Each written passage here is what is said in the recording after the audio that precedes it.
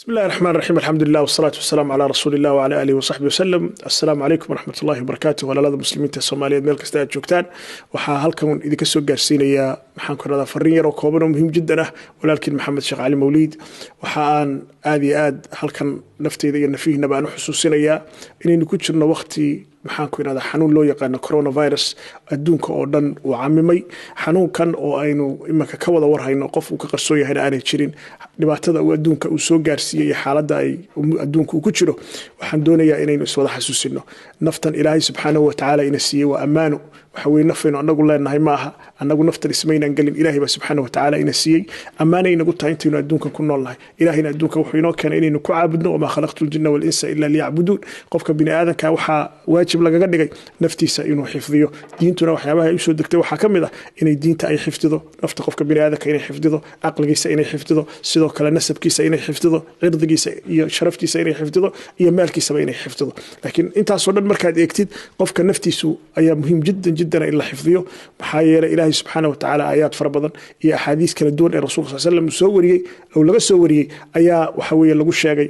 nafta iyo xifdigeeda ahamiyada ay leedahay Ilaahay quraanka wuxuu ku yiri tusaale ahaan ومن أحياها فكأنما أحيا الناس جميعا عدي هل نفنا وليسيسا وحوي سيد قف دتك ودن وليسيوي وحين كور هينا رسولك صلى الله عليه وسلم إنه يري لزوال الكعبة وحوي إن كعبة أي زوشه أي إلهي أكتي سمحان كنا هذا كفض إن قف مؤمنة محان كنا هذا للدلو تسالهان وكله وحوي إما كقف كمسلم كه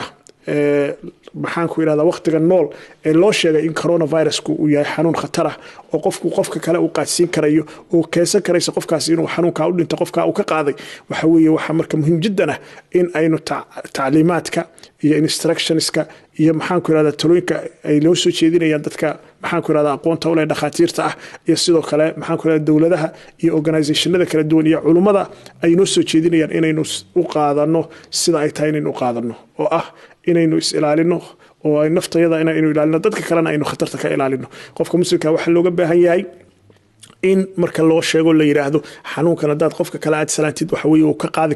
qaadi kara ama ka qaadi karaya ama lagu yiraahdo hadaadan gacmahaaga si fiican u mayran ama sidan aadan samayn ama aadan qofka intaas oo mitir aadan u jirsan adaa laga yaabaa inaad xanuunka adigu ama aad qaadid ama qofka kale aad qaadsiisid inuu qofka muslimka si serious u qaato ayaa loo baahan yahay dadka qaar ba si khaldan waxay u fahmeen wuxuu kornaya ma naftaada jeceshahay ma adduunkana jeceshahay ha naftana waanu jecelahay adduunkana waanu jecelahay naftan intay nagu jirto Ilaahay baanu caabudi karaynaa adduunkana waanu jecelahay adduunka waxaan u jecelahay waa beerti aakhira loogu beeranayo weey marka qofku adduunka si dhaqso uga tago aakhira muxuu la tagayaa marka waxaan u baahanahay inuu qofku garto adduunka inaad naftaada xifdidid oo maxaan ku yiraahdaa caafimaadkaaga aad xifdidid adduunkan intaad joogtidna adduunka aad xifdidid intaad xifdii karaysid oo maxaan ku yiraahdaa adduunka ha u jeclaan inaad saa dootid aad u noolaatid laakiin adduunka intaad ku nooshahay hadaad Ilaahay dartii u noolaatid waxa weeye kama fadli yaraanaysid qofka Ilaahay dartii u dhinta marka waxa weeye dadka qaar ba waxay u fahmaan inuu qofku inuu dhinto ay wanaagsan tahay bay waxa laga yaabaa qofku inuu noolaado oo Ilaahay subhanahu wa ta'ala umri dheer iyo amal wanaagsan ku siiyo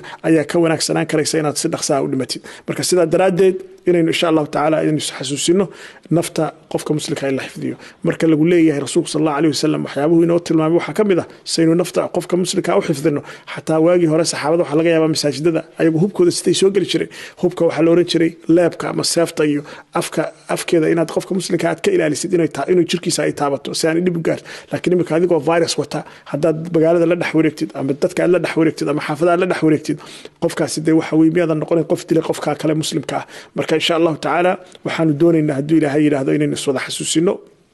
qof walba oo inaga mid ah inaynu xifdino naftayada iyo nafaha kalaba si qofka muslimka uu fursad ugu helo inuu Ilaahay subhanahu wa ta'ala ku caabudo jannadana maxaan ku yiraahdaa uu ku galo oo maxaan ku yiraahdaa jannadana meel wanaagsan uu ka galo Ilaahay subhanahu wa ta'ala waxaan idinka bariyaa meel kasta aad joogtaan inuu idin xifdiyo idinka iyo ehelkiinaba dadka muslimiintana uu wada xifdiyo